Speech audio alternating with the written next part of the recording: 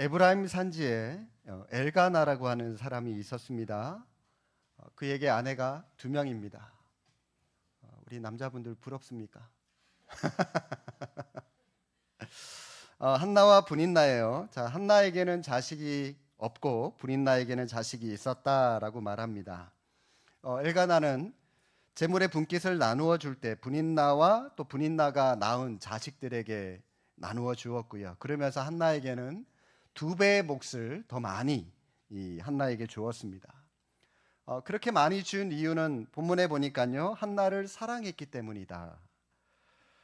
그런데 자식을 낳지 못한다는 이유로 이 브닛나는 한나를 굉장히 많이 괴롭혔던 것 같습니다. 때만 되면 브닛나가 와서 한나의 마음을 충동질하는 겁니다. 막 대못, 도끼질, 뭐 온갖 못이란 못은 다 박아버려요. 왜냐하면 그때 당시는 이 태의 주권이 하나님에 있다라고 하는 그런 생각을 유대인들이 가지고 있었기 때문에 한나는 한마디로 말하면 자식을 못 낳기 때문에 하나님께 저주를 받은 여인이다라고 하는 그런 생각들이 많이 팽배해져 있었기 때문에 더욱이 그 마음이 한나의 마음을 더 어렵게 했던 것이죠. 남편이 브닛나보다 두 배를 더 사랑을 해주고 더 많은 몫을 줬음에도 불구하고 그녀의 마음에 전혀 위로가 되질 않는 겁니다. 그래서 한나는 자기의 괴로움을 안고 성전으로 들어가서 기도합니다.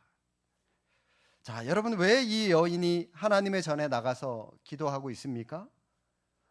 답은 하나죠. 그녀에게 문제가 있었기 때문입니다. 아이를 낳지 못하는 그 문제. 자, 그러면 여러분, 구체적으로 이 가정에 이 엘가나라고 하는 사람이 갖고 있는 이 가정 안에 또 그리고 한나가 가지고 있었던 문제, 어떤 문제가 있었냐? 두 가지가 보이는데요. 첫 번째는 이 가정에 부인이 두 명이었다라고 하는 겁니다. 남편은 한 명인데 부인이 둘입니다. 여러분, 이게 가장 큰 본질적인 문제의 시작이죠. 엘가나는 아내는 한 사람이어야 합니다. 분명히. 그러나 지금 두 사람이 있었기 때문에 그 가정에 분란이 생기게 된 것이고 갈등이 시작되게 된 것입니다. 영적인 문제라고 하는 것도 마찬가지입니다. 우리 마음에 두 마음을 품게 될 때 하나는 세상적인 방법이 있고 하나는 하나님의 방법이 있어요. 세상적인 방법으로 살아가려니 그래도 내가 기독교인인데 크리스찬인데 신앙적으로 껄쩍지근하고 그죠? 한쪽만 선택하는 게. 또 반대로 내가 하나님의 방법을 선택하며 살아가려고 하니 또 세상적으로 내가 손해보는 것 같고. 그러니 여러분, 우리가 어떻게 살아가죠? 한 다리는 세상, 한 다리는 하나님. 그러면서 양다리, 문어다리, 오다리 다 걸치고 살아가고 있잖아요. 그죠? 영적인 게 바로 이처럼 두 마음을 품을 때 문제가 시작이 된다는 겁니다. 하나님께로 향하는 분명한 한 가지의 마음만 가지고 우리가 살아가게 되면 문제가 없어요. 그런데 한쪽은 하나님을 향해 있고 한쪽은 여전히 세상을 향해 있고 두 마음을 품기 시작하면서부터 거기서부터 갈등과 문제가 시작이 되는 것이죠. 이 가정에 있었던 두 번째 문제는 한나는 자식이 없고 브닛나는 자식이 있었다라고 하는데 문제가 있습니다. 엘가나가 아내를 두 명을 두게 된 이유가 분명히 있었을 거예요. 처음에 한나와 결혼을 했는데 아이가 생기질 않는 겁니다. 한참을 기다렸는데도 아이가 생기지 않으니까 어쩔 수 없이 그때 당시에 시험관 아기 그런 게 있겠습니까? 그죠? 그러니 어쩔 수 없이 이 두 번째 부인 이 브닛나를 데려올 수밖에 없었던 그런 가정적인 환경이 있었을 겁니다. 그런데 이 브닛나가 아이를 낳았어요. 많은 사람들이 이 엘가나를 알고 있는 동네의 많은 주민들이 하나님께서 엘가나를 축복해 주셔서 그나마 이 두 번째 부인을 통해서라도 아들을 주셨다라고 많은 사람들이 축하해 주고 그렇게 말을 했을 거예요. 우리는 이것을 축복이라고 생각합니다. 우리 인간의 관점에서는 축복이라고 볼 수가 있죠. 없는 집안에 아들이 생겼으니. 그런데 중요한 것은 하나님 앞에서 올바른 신앙을 갖지 않고 얻어진 복은 복이라고 할 수가 없다는 겁니다. 겉으로는 아들을 얻었으니 복받은 것처럼 보일지 모르지만, 그러나 실상은 그 아들 때문에 분쟁의 씨앗이 시작이 되었고 고난의 시작이 되었다라고 하는 것입니다. 아브라함 가정도 한번 보십시오. 하나님은 틀림없이 사라를 통해서 얻어진 그 아들을 통하여 민족을 이루고 나라를 이루게 될 것이다 라고 말씀을 하셨는데, 기다려도 아이가 생기지 않으니 인간적인 방법을 동원할 수밖에 없죠. 사라의 여종이었던 하갈을 통해서 이스마엘이라고 하는 인간적인 아들을 얻게 됩니다. 그랬더니 어떻게 됩니까? 되었죠. 지금 중동의 이 히랍인들, 그 사람들, 그 후손들이 이 중동의 분쟁의 원인이 되어서 여전히 지금도 여러분 이 이스라엘하고 팔레스틴 그 나라가 지금 여전히 전쟁을 일으키고 많은 어려운 가운데 있지 않습니까? 그렇죠? 하나님 없이 잘 될 일은 언젠가는 그것이 오히려 걸림돌이 되게 되고 삶의 평화를 깨뜨리는 아픔과 고통으로 바뀔 때가 있습니다. 하나님 없이 잘 된 것은, 인간적인 방법으로 잘 된 것은 결코 잘된 일이라고 할 수가 없는 것이죠. 요나를 보십시오. 하나님의 명령을 피해서 욥바로 다시스로 도망을 가려고 욥바 항구로 내려갔습니다. 그런데 성경에 이렇게 기록합니다. 마침 다시스로 가는 배가 있었다라고 말씀합니다. 요나가 속으로는 쾌재를 불렀을 거예요. 이야, 내가 배 타고 도망가려고 했는데 어떻게 알고 하나님께서 저 배를 준비를 해 주셨나, 하나님의 뜻일 거야 하고 욥은 신나게 그 배를 탔을 텐데, 그런데요, 그 잘됨이 잘된 게 아니더라는 거죠. 결국은 폭풍을 만나고 물에 빠지고 다시 하나님의 사명을 받드는 자리로 돌아오게 되는 그런 중요한 사건이 되는 배가 되었다라고 하는 것이죠. 엘가나도 분인날을 통해서 아들을 낳았지만 가장 중요한 가정의 평화가 깨졌다는 사실을 여러분 기억하시기를 바랍니다. 아이가 차라리 없었다면, 분인나도 차라리 생기지 않았더라면 가정의 평화는 깨지지 않았을지도 모릅니다. 그런데 이 문제의 이 가정에서 가장 큰 피해자 누구였습니까? 한나였죠. 한나. 그냥 한나가 열심히 기도해서 사무엘을 낳았다, 단순히 그렇게 성경이 기록을 해도 될 텐데, 오늘 우리가 읽은 이 본문의 말씀 굉장히 구체적으로 자세하게 한나의 상황에 대해서 쭉 기록을 하고 있습니다. 왜 그렇게 기록하고 있을까요? 한나가 어떻게 해서 하나님 앞에 나오게 되었고 어떻게 해서 하나님 앞에 기도하게 되었는지 굉장히 적나라하게 보여주기 위해서입니다. 한나의 지금 상황 절망적입니다. 남편에게 떼쓰는 것도 이제 지쳤을 거예요. 분인나와 싸운다고 해서 해결될 문제도 아니고요. 그렇다고 남편이 자기를 사랑한다는 것으로도 채울 수 없습니다. 그렇다면 최후의 방법, 한나가 택한 최후의 방법 무엇이었습니까? 바로 성전에 나와서 하나님 앞에 기도하는 것이었습니다. 가정의 문제든 사업의 문제든 자녀의 문제든 하나님 앞에 가지고 나와야만 해결점이 있다는 것을 이 성경은 한나를 통해서 우리에게 보여주고 있는 것입니다. 한나는 자신의 문제를 어떻게 해결하려고 했냐? 남편에게 불만을 터뜨릴 수도 있습니다. 분인나와 싸울 수도 있었습니다. 그러나 한나에게 해결 방법은 단 한 가지, 하나님께 나아가는 것이었습니다. 10절 말씀 한번 보실까요? 우리가 읽진 않았지만 뒤에 가서 10절에 보니까 한나가 마음이 괴로워서 여호와께 기도하고 통곡하며. 오늘날 많은 그리스도인들이 어떤 문제가 생기면 그 문제 앞에 괴로워합니다. 그런데요, 기도하지는 않습니다. 한나는 어떻게 했다고요?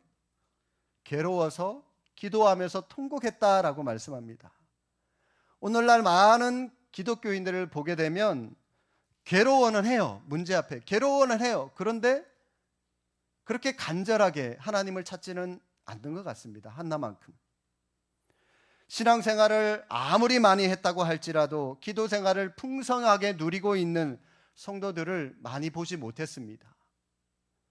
설교는 30분씩, 50분씩, 1시간씩 혹은 부흥회 같은 경우에 1시간 반씩 설교는 듣고 있으면서도 정작 정말로 잘 듣고 있는지도 모르겠지만 설교 마치고 이제 다 함께 그 기도 제목 놓고 기도합시다 그러면 자리에서 그냥 다 일어나서 다 나가버려요. 공식적인 기도회 마치고요. 금요기도회도 마찬가지입니다. 개인 기도하다가 돌아가십시오 그러면 5분을 못 앉아 있어요. 10분을 못 앉아 있어요. 음악 나오면 그냥 다 자리를 일어서더라고요. 풍성한 기도 생활을 하지 못하는 분들이 많이 있는 것 같습니다. 여러분, 이 기도 생활은 하나님께서 우리에게만 주신 특권입니다. 왜 이 특권을 안 누리고 계시는지 모르겠어요. 세상 사람들은 하나님 찾지 않습니다. 기도하지 않습니다. 알지 못하는 뭔가에게 간절히 뭔가를 요청하고 기도는 하겠죠. 하나님께는 하지 않습니다. 하나님을 찾고 하나님을 부르짖는 것은 하나님께서 자녀인 우리에게만 준 특권인데 그 특권을 누리고 있지 못하는 사람들이 굉장히 많이 있어요. 안타까워요. 그러나 어떤 가슴 아픈 처절한 문제가 생기면 그런 분들도 틀림없이 하나님 앞에 무릎 꿇을 날이 오게 될 겁니다. 하나님께서 기도할 제목을 주실 겁니다. 왜냐하면 인간적인 방법으로 해결하지 못할 것들이 하나님 앞에 나아가야만 해결점이 있다라고 하는 것을 언젠가는 알게 될 것이기 때문입니다. 한나에게 문제 해결은 남편의 사랑이 아니라 바로 자식을 낳는 일이었습니다. 그래서 한나는 그 문제를 기도로 해결해 보려고 했던 것이죠. 한나가 하나님께 기도하면서 어떤 자세를 가지고 기도를 했냐면 먼저 하나님 앞에 통곡하는 기도를 드렸다라고 하는 것입니다. 여러분, 이 통곡하는 기도를 드렸다라고 하는 것은 생명을 건 기도를 했다는 거예요. 온 마음을 다하여 온 몸으로 하나님께 기도를 드렸다는 겁니다. 예수님을 믿지 않는 사람들은 절망이 오게 되면 곧 좌절하고 체념을 합니다. 그래서 그 자리로부터 도망을 가거나 아니면 어떤 사람들은 극단적인 선택을 하기도 합니다. 그러나 우리 그리스도인들은 좌절과 절망 가운데서도 통곡하면서 하나님께 나아가는 사람들입니다.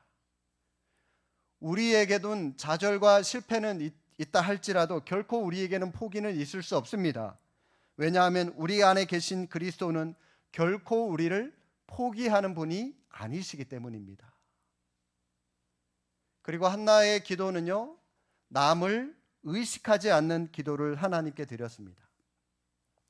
한나가 성전에서 기도를 하는데 입만 움직이고 소리를 내지 않고 그렇게 하는 기도를 하는 걸 보고 엘리 제사장이 술을 마시고 주정을 하는 것이다 라고 생각을 하고요. 지금 때가 어느 때인데 아직도 술을 마시고 있냐, 좀 깨라, 좀 술 좀 끊어라, 그 말을 하고 지나갑니다. 한나가 얼마나 이상하게 기도를 했으면 지금 이 제사장이 취했냐고 물어봤겠습니까? 한마디로 한나는요, 남을 의식하지 않고 하나님께만 집중해서 드리는 기도를 했다는 것이죠. 우리는 기도하면서 남을 얼마나 많이 의식하는지 모릅니다. 소리 내어서 기도하면 저 사람이 나를 어떻게 생각할까? 손을 들고 기도하면 사람들이 나를 이상한 광신자라고 하지 않을까? 기도 한 번 하는데 웬 걱정이 그렇게 많은지 모릅니다. 누가복음 18장에 나오는 비유, 여러분 아시죠? 바리새인과 세리의 기도가 나오는데 바리새인의 기도는 남을 의식한 기도를 했습니다. 하나님, 내가 11조도 드리고 일주일에 금식을 2번이나 하고 그러니 하나님 나를 좀 주목해 주십시오. 사람들이 다 들을 수 있게끔 남을 의식하는 기도를 드렸습니다. 그런데 세리는요, 감히 눈을 들어 하늘을 쳐다보지도 못하고 가슴을 치면서 하나님, 나를 불쌍히 여겨 주십시오. 나는 죄인입니다. 라고 기도했습니다. 세리는요, 남을 의식하지 않고 하나님만 의식하는 기도를 드렸다라고 하는 것입니다. 기도는 사람과 사람과의 관계가 아닙니다. 기도는 나 자신과 하나님과의 관계입니다. 하나님의 눈을 그렇기 때문에 우리는 의식해야 되는 겁니다. 하나님이 어떻게 생각하실까? 여러분, 여기에 좀 관심을 가지고 하나님께 집중하는 기도, 우리가 그렇게 기도하며 나아갈 수 있기를 바랍니다. 마지막으로 한나의 기도는 심정을 하나님 앞에 쏟아붓는 기도를 드렸습니다. 여러분 15절 말씀 한번 보실까요? 15절 하반절에 보시니까 이렇게 말합니다. 엘리 제사장한테 술 좀 그만 먹어라. 그러니까 나는 슬픈 여자라 포도주나 독주를 내가 마셔서 이렇게 기도하는 게 아니라 어떻게 해요? 여호와 앞에 내 심정을 통한 것뿐입니다 라고 기도를 합니다. 여러분, 이 하나님께 심정이 통했다라고 하는 말, 이 말이 무슨 뜻일까요? 한나의 기도를 보게 되면 처음에는 아들이 없어서 괴로우니까 아들을 달라고 구합니다. 그런데요, 이 기도가 마지막에 가면은 이 기도가 이상하게 기도 제목이 바뀌어요. 자기 괴로움 때문에, 아들이 없는 것 때문에 아들을 구하기는 구했는데 여러분, 이 기도의 끝이 이렇게 바뀝니다. 그 아들을 주시면 제가 그 아들을 하나님께 도로 내놓겠습니다. 이렇게 바뀌어요. 상식적으로 여러분, 하나님께 다시 도로 내놓을 그 아들을 왜 달라고 하겠습니까? 여러분, 이 부분이 아주 중요한데, 한나가 처음에는 자기가 괴로우니까, 아들이 없으니까 그 괴로움을 부둥켜 안고 성소에 들어가서 통곡하면서 울부짖다가 영적으로 갑자기 뭔가가 뻥 뚫리는 그런 경험을 하게 됩니다. 하나님과 심정이 통하는 그런 경험을 하게 되는데, 쉽게 말해서 한나가 기도하는 중에 하나님의 마음을 알게 되었습니다. 그 하나님의 마음이 무엇일까요? 한나가 기도해요. 하나님, 나처럼 이렇게 비천하고 가련한 여인도 자식 하나 없어서 이렇게 가슴이 아픈데, 이렇게 괴로운데 하나님은 얼마나 답답하십니까? 여러분, 하나님이 왜 답답하실까요? 지금 이 한나의 시대, 어떤 시대입니까? 사사시대입니다. 사사시대. 하나님의 말씀이 전혀 나타나지 않는 그런 시대예요. 하나님의 말씀이 나타나지 않는다라고 하는 것은 하나님의 마음을 대언할 하나님의 사람이 없기 때문에 하나님의 말씀이 나타나지 않는다는 거예요. 한나가 기도하는데 제사장이라고 하는 사람은 영적으로 제대로 깨어있지 못하고 기도하는 자기를 보고 술에 취했다고 그러면서 이상한 소리나 하고, 제사장이라고 하는 사람이 그런 소리를 하는데 여러분, 영적으로 제대로 된 사람이 누가 있었겠습니까? 하나님의 심정을 대언할 하나님의 사람이 없다는 것을 알고, 하나님께서 얼마나 기가 막히실까, 그렇게 하나님의 마음을 한나가 깨닫게 되었다는 것이죠. 그래서 기도하다가 기도 제목이 바뀐 거예요.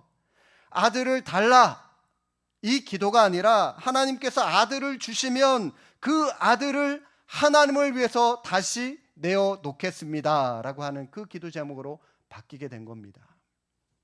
그래서 사무엘이 하나님의 마음을 대언하는 하나님의 사람으로 쓰임을 받을 수가 있게 된 것이죠. 한나는 기도하고 나서 집으로 돌아가서 아무것도 안 하고, 기도했으니까 그냥 그대로 가만히 있었습니까? 아닙니다. 19절에 보니까 남편 엘가나와 동침을 했다라고 말씀을 하고 있고요. 그리고 19절에 또 계속해서 보니까 여호와께서 그를 생각한지라. 여러분, 얼마나 위대한 말씀입니까? 하나님께서 한나를 불쌍하게 여기셔서 그에게 긍휼을 베풀어 주셨다라고 정리를 하고 있습니다. 성도 여러분, 크리스천에게 힘이 무엇일까요? 바로 무릎 꿇는 기도하는 겁니다. 무릎을 꿇는 기도. 하나님 앞에 무릎을 꿇을 때 우리 그리스도인들은 강한 힘을 하나님으로부터 공급받을 수 있는 것입니다. 우리가 사방으로 우겨쌈을 당하여도 쌓이지 아니하며 핍박을 받아도 버림받지 아니하며 거꾸로 뜨림을 당하여도 망하지 아니하는 힘은 하나님 앞에 무릎을 꿇을 때만이 가능합니다. 기도만이 우리를 변화시킬 수 있는 것이죠. 우리의 문제는 기도할 때 해결될 수 있는 것입니다. 이 말은 여러분, 기도가 모든 것을 우리의 뜻대로 해결해 주는 도깨비 방망이와 같은 것입니다. 그 말이 아닙니다. 기도는 우리가 가지고 있는 모든 문제를 올바르게 보고 판단할 수 있도록 도와주고 하나님이 원하시고 기뻐하는 길로 우리의 방향을, 우리의 길을 인도해 준다라고 하는 것입니다. 이 기도의 능력을 많은 분들이 맛보시고, 그래서 하나님께서 함께 하시는 그 은혜 가운데 또 능력 가운데 살아가시는 믿음의 권속들 다 되시기를 주님의 이름으로 축복합니다.